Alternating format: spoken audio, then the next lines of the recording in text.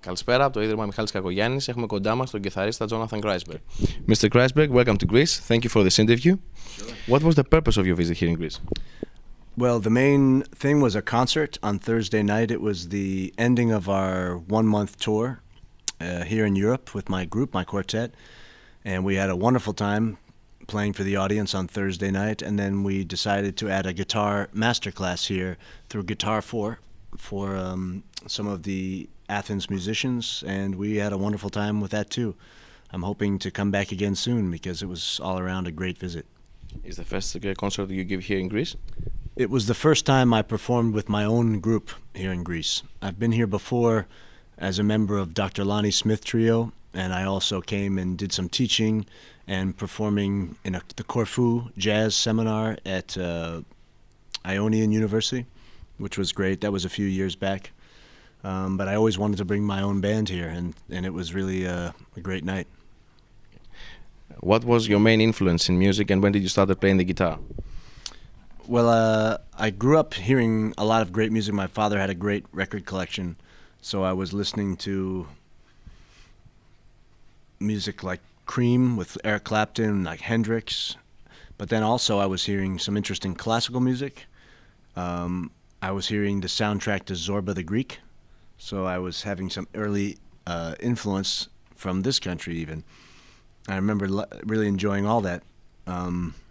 But he had a few records that had very strong impact on me. Miles Davis, Round About Midnight and Kind of Blue. John Coltrane, My Favorite Things. Ray Charles and Betty Carter. So this was my early influence of jazz, hearing this stuff.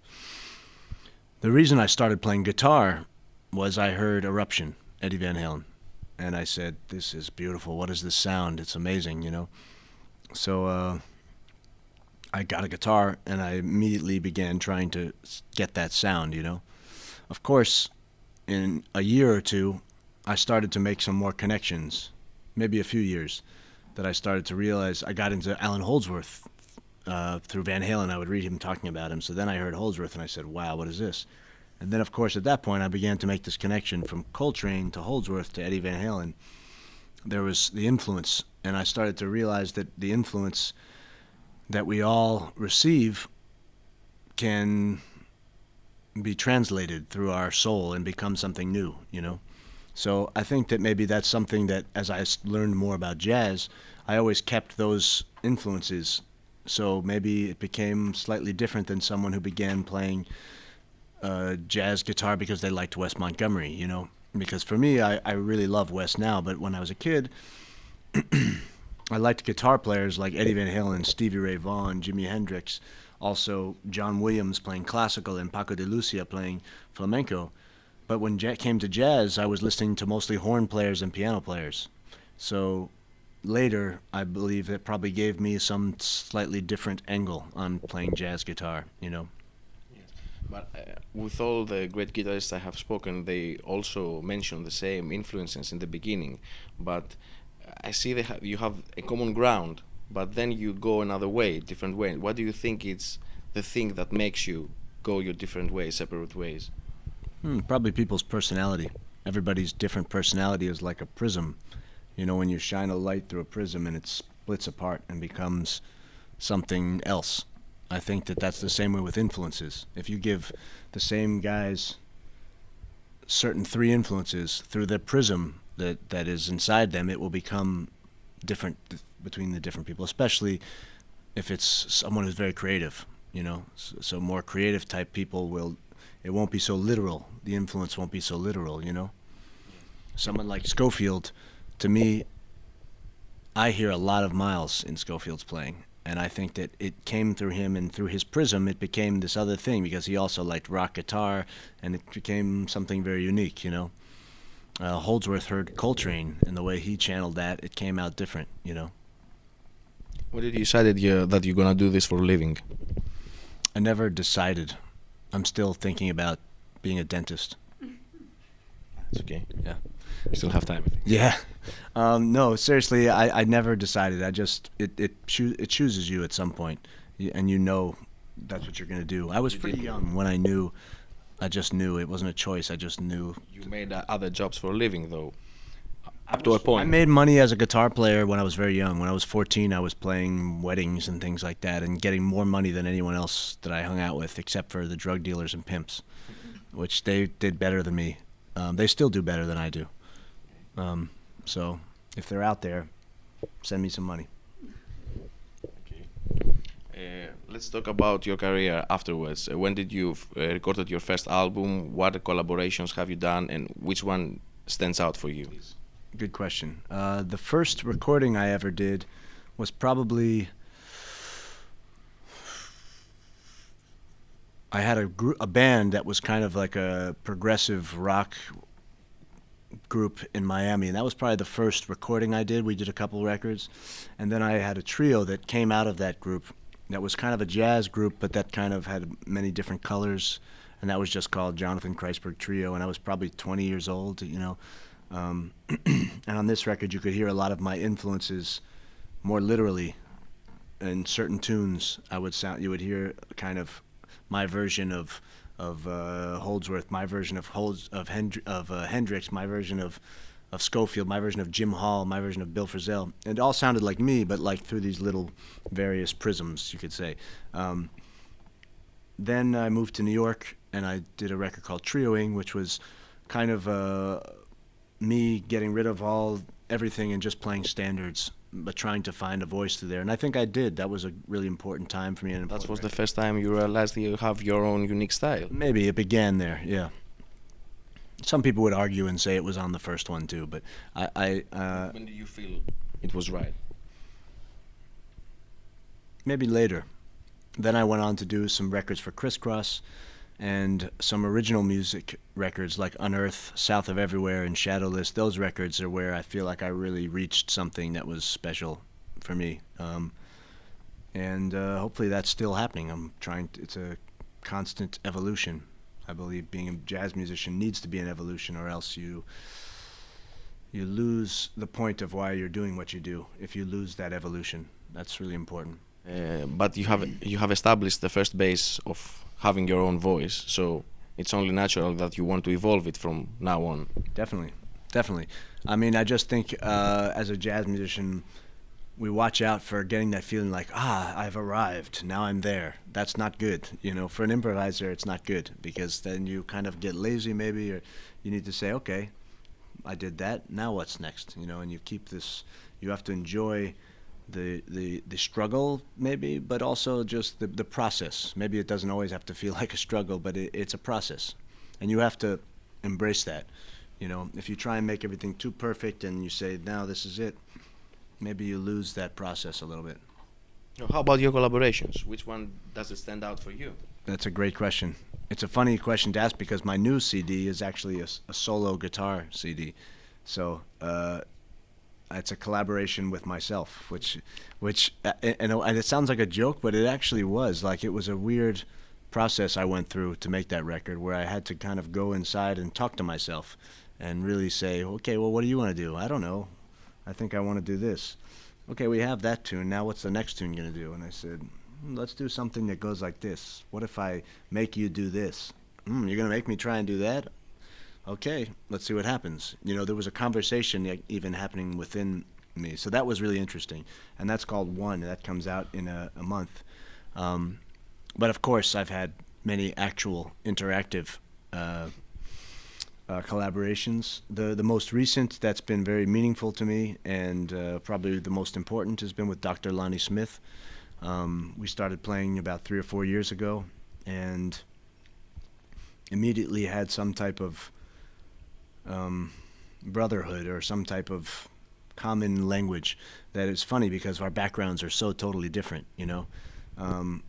But I think that the band that kind of came together and put out the latest record, The Healers, the live record that documents that band, is really a special group. And it has that same perspective that I have. Lonnie has the same perspective that I have, that music is very universal and that jazz is a blanket term that covers many different options of ways to handle it. There's a language, and you have to speak that language, and both he and I came to that through different angles, but we both speak that language. and then we also both love all these other influences that can kind of join with this blanket of jazz and become all these different angles. So on that record, The Healer, you really can experience that ride, you know, and I'm really happy about that record. Okay. Let's talk about Greek music. You mentioned that you heard Zorbas from a young age, and then in the concert you played something like a zembekiko of sorts, but in your own way. So, what is your connection with Greek music? Well, like I said, the first time I ever heard Greek music was probably the Zorba soundtrack, which is pretty authentic.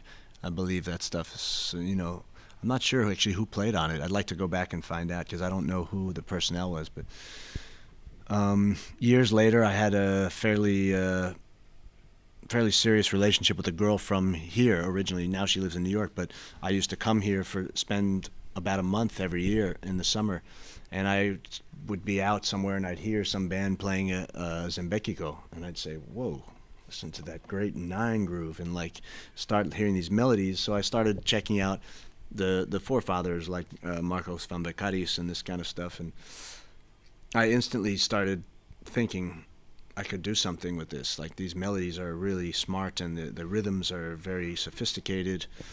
I was maybe just missing a little something in the harmony, so I started taking a couple of themes and putting them together with some harmony, and ended up being one of my favorite things on Shadowless is the zembekiko. Yeah. So, can we expect from you a whole record, perhaps, with stuff like that? More ethnic stuff?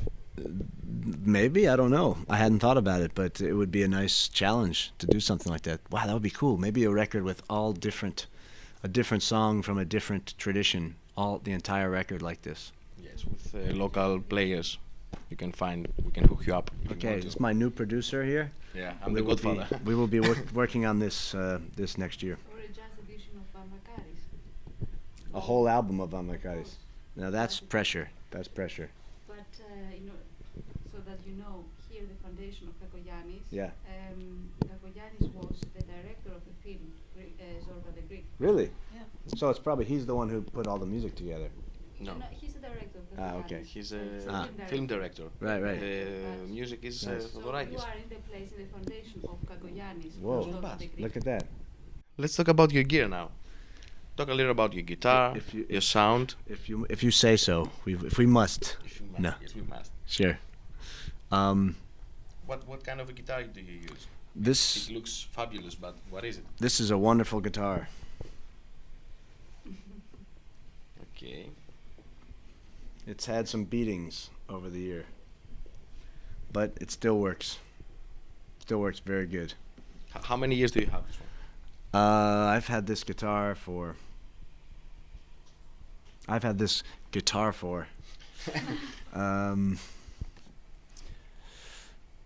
about 22 years or something. Yeah. And I got it from what age does it have? it's about the same as me, early 70s. Yeah. Oh. Yeah. And you still travel with it?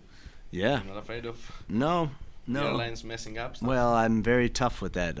I never checked them under the plane. Oh. So I've missed flights before because of it. But I won't do that because I know they throw things, you know. But I think that, you know, sometimes we get inspired by new instruments. On the new solo record, there's a couple acoustic guitars, but it's still I've developed something with this guitar that is almost like a marriage, you know. Like I know all the good and the bad things about it, and I accept it and I work with it. You know. Have you named it? No. Okay. Let's talk about your stomp boxes. What Sure. do you use? What is the theory behind it? What do you want to achieve? Well, for me, there's always a little bit of reverb happening, which I use this Alesis Nanoverb, which is a very cheap reverb, but it actually sounds really great. And I pretty much leave it on a similar setting all the time. I just change the amount depending on the room or the hall. I always have a delay happening, but I can turn it down using this. So you could hear, you know, well, you won't hear anything now because I'm not plugged in. Oh, right now. But I'll just say that this is a volume, this changes the amount of delay. So I may choose to have more ambience, and I will bring that up. If I'm playing something just kind of straight ahead and I want a regular guitar sound, and basically, in essence, that turns it off. I also will use the time feature to add something to the tune, usually quarter notes, but sometimes different things. And then on some of my freakier stuff, I'll use extreme things with that, and I'll use distortion and sometimes this kind of octave-ish kind of thing to create some different sounds. But I do a lot with relatively little. That's my entire setup, and I'll often do the way I use them things. They've almost become part of my instrument at this point. Okay. Yeah. You split your signal to 2 amps? I do. I tend to. It's funny. I know. I thought it was a brilliant thing, and I remember that I kind of came to this conclusion that I liked a tube amp with a solid state amp. So I usually am playing with a Polytone and a Fender Deluxe Reverb, and I thought this was brilliant, and nobody's ever done this. I didn't think about that much. I just liked it, but it was funny because the solid state gives you this kind of manageable, even sound. Works the same almost in every room, whereas tube amps are a little more, they're like an animal, you know. It's like you hit one note and it bites you, another note kind of pulls back. In certain rooms they react differently, so I thought it was a great reaction to have both, and to have see the way the sounds worked, and it gives me more options to shape the sound. So I thought this was brilliant, and then I said, yeah, I'm using a Deluxe and a Polytone, and that gives me a nice thing, and I don't know anybody else who really does that. And then someone said, really? Because I think George Benson plays with a twin and a Polytone. And I said, George.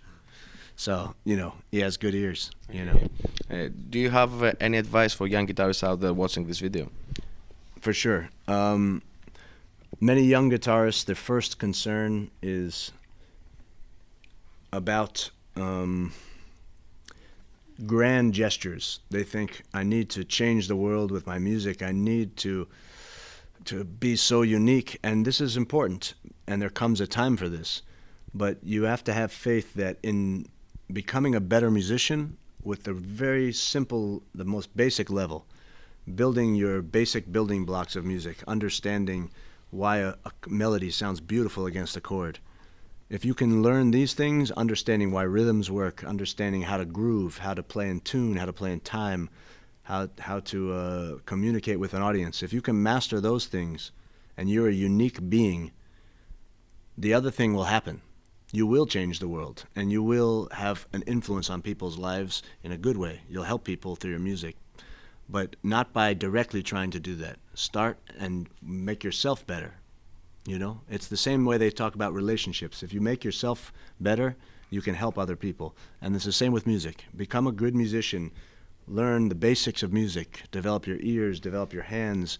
Learn to be a great musician as a craft. Then the other thing will begin to happen naturally. And then when you're developing, then you can really learn to express yourself in a way that's unique and that makes a difference. Thank you very much for this interview.